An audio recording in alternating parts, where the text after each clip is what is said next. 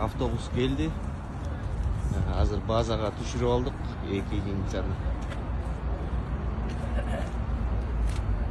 Азыр келип барын көрүп атабыз. Бу жердин эмеси да келчүр. Представители, консультант.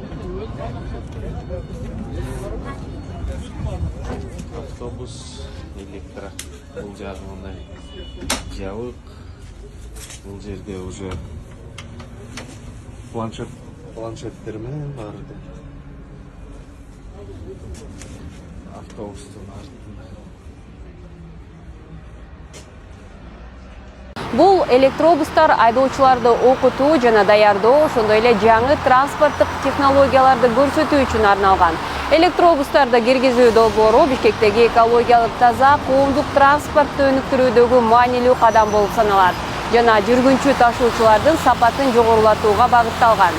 Азия өнүктүрүү банкынын шаар транспортун электрлештирүү долбоорунун алкагында Борбор калаага жалпысынан 120 электробуска келишим түзүлгөн. Ал эми алар июнь айларынын аягында келүүсү күтүлүүдө.